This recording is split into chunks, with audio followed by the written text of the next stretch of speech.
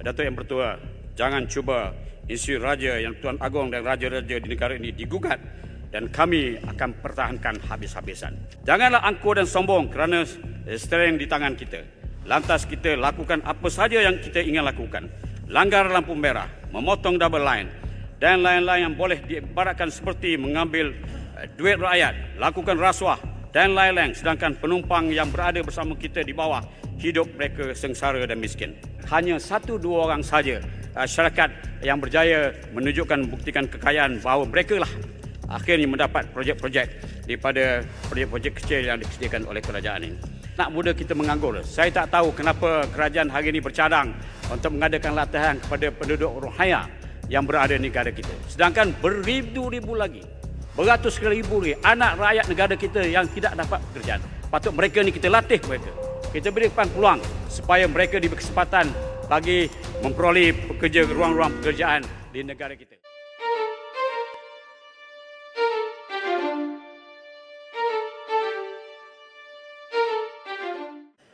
Baik. Maran, silakan. Bismillahirrahmanirrahim. Assalamualaikum warahmatullahi wabarakatuh dan salam sejahtera.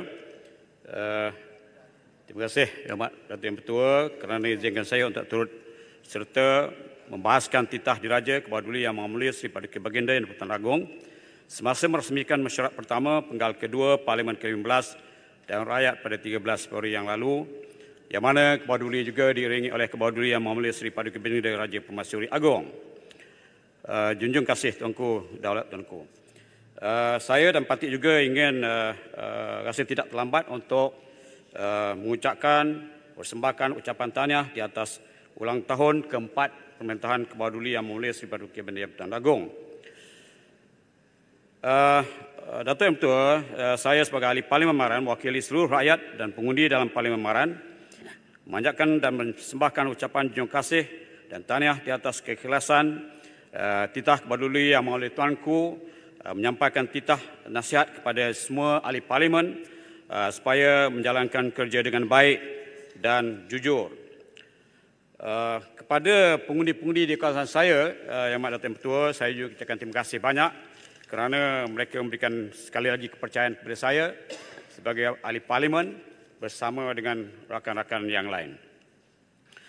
Datuk Yang Bertuah, Kebahaduli Yang Maha Mulia Sri Paduka Baginda Yang di-Pertuan Agong juga telah menitahkan kepada pentingnya perpaduan rakyat, perpaduan yang menyeluruh tanpa mengira parti politik, kaum, agama dan tidak terbatas kepada hanya ingin berpadu apabila ada kepentingan politik pribadi untuk menyelamatkan diri, sedangkan sebelum ini kita telah menjadi pemecah belah masyarakat dan kaum.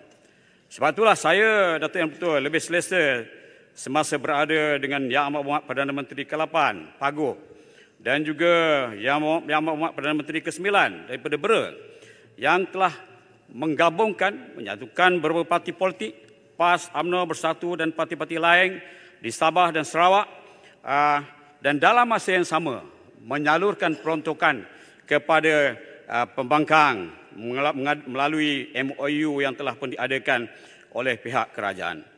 Terima kasih dan tahniah kita berikan. Sebenarnya yang penting pada kita bukan parti kita, tapi yang penting pada kita ialah rakyat yang berada bersama dengan kita. Kita bertuah, Datuk Yang Bertuah, walaupun rakyat kita berbagai kaum dan terdapat 1001 macam perbezaan, institusi diraja merupakan institusi tertinggi negara yang dapat menjamin perpaduan rakyat di negara ini. Sebab itulah menjadi kewajipan kita ahli Parlimen, ahli yang berhormat dan seluruh rakyat Malaysia untuk mempertahankan kedaulatan raja-raja Melayu yang merupakan tunggak utama diketuai oleh Kebahaduli Yang Maha Mulia Sri Paduka Baginda Yang di-Pertuan Agong. Datuk Yang Bertuah, jangan cuba institusi raja yang di-Pertuan Agong dan raja-raja di negara ini digugat dan kami akan pertahankan habis-habisan. Datuk Yang Bertuah, bagi saya parti politik adalah bukan keandaraan. Dan kita ahli-ahli yang berhormat hanyalah pemandu yang akan membawa penumpang-penumpang kita ke hala yang selamat, aman, makmur, damai dan kesejahteraan hidup mereka. Sebab itulah kita pemimpin dan pemandu yang akan memandu kereta, tak kiralah kereta, bas, kereta api dan sebagainya, ingin memastikan supaya penumpang-penumpang kita, iaitu rakyat jelata, akan hidup aman, makmur dan sejahtera. Janganlah angkuh dan sombong kerana steering di tangan kita. Lantas kita lakukan apa saja yang kita ingin lakukan. Langgar lampu merah, memotong double line dan lain-lain yang boleh diibaratkan seperti mengambil duit rakyat, lakukan rasuah dan lain-lain, sedangkan penumpang yang berada bersama kita di bawah hidup mereka sengsara dan miskin. InsyaAllah, lambat laun penumpang kita akan berpindah ke kenderaan yang lain. Yang lain pula, yang mana pemandunya lebih baik, tinggi maruahnya, moralnya tinggi, tidak mencari kekayaan dan tidak rasuah dan lain-lain. Kita ahli politik, MP ataupun DUN juga serupalah seperti pemain bola sepak. Kalau dulu Datuk Yang Pertua saya berada di pasukan yang cukup hebat dan membuktikan kemampuan kita dalam pertandingan bola sepak.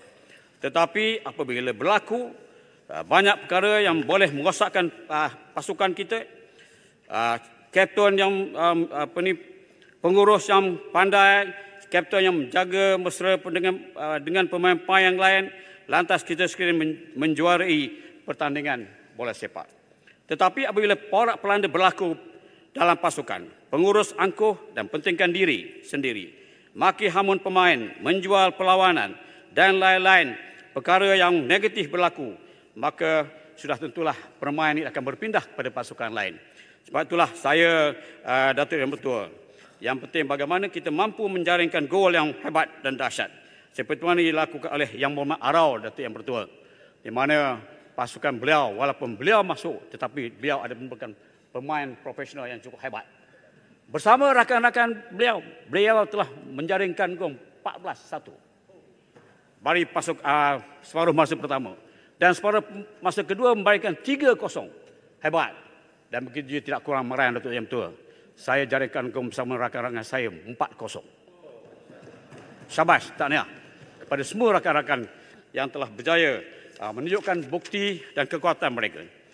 Datuk Yang Pertua, Kebawah Duli Yang Mulia Seri Paduka Baginda Yang di-Pertuan Agong juga telah menitahkan agar tumpuan dan perhatian diberikan kepada penyediaan pembinaan infrastruktur awam masyarakat. Sebab itulah Datuk Yang Pertua, saya ingin sebutkan di sini bahawa pembinaan Hospital Maran sejak rancangan Malaysia ke-11 lagi telah pun diluluskan.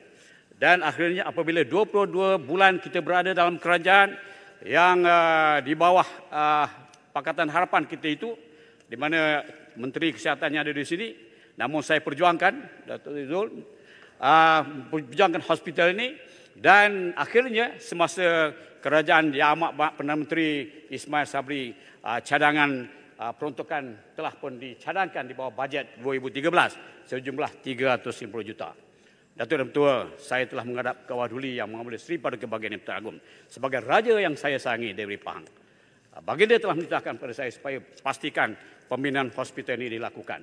Dan Baginda juga telah menitahkan pada saya bahawa Baginda bercadang untuk meletakkan batu asas kepada hospital ini. Saya nak berikan ingatan kepada kerajaan hari ini dan bertanyalah kepada bekas Perdana Menteri yang ke-8, ke-9 bahawa inilah harapan kita, di mana Maran ini belum lagi mempunyai hospital dan perkhidmatan kesihatan amat dipentingkan oleh masyarakat.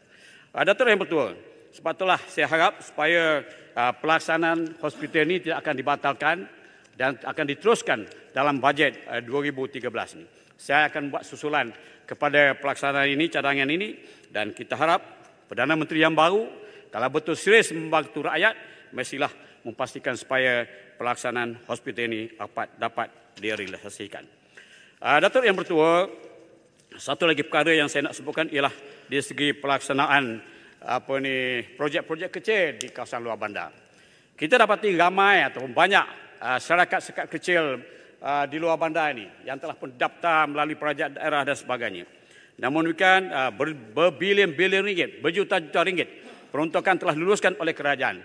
Tapi saya minta supaya bahagian pembangunan, bahagian ICU dan lain-lain EPU, termasuklah mungkin SPRM boleh melihat apakah sebenarnya pelaksanaan projek-projek di luar bandar ini dapat dijalankan secara terus. Kerana saya mendapat maklumat daripada rakan-rakan di beberapa daerah, ada sebahagian besar projek-projek ini dilaksanakan oleh beberapa kontraktor sahaja yang telah dipilih, dan mereka ini mengambil nama berpuluh-puluh kontraktor lain diletakkan di bawah tanggungjawab mereka. Mereka membayarnya daftar masuk sebuah harga. Mereka memberikan duit kepada kontraktor yang kecil ini.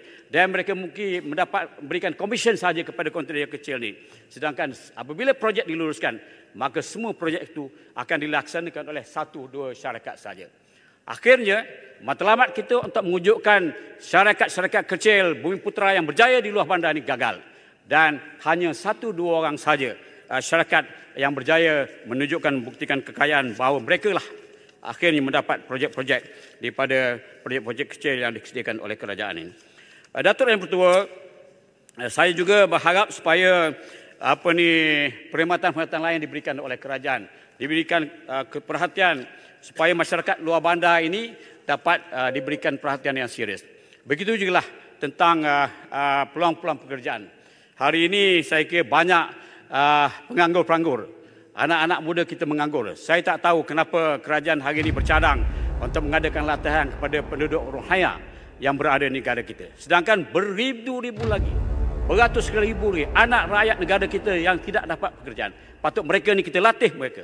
Kita berikan peluang supaya mereka diberi kesempatan bagi memperoleh ruang-ruang pekerjaan di negara kita. Saya yakin kalau penduduk Rohingya ini akan diberikan latihan, mereka juga akan diberi peluang untuk memegang jawatan-jawatan atau pekerjaan di negara kita.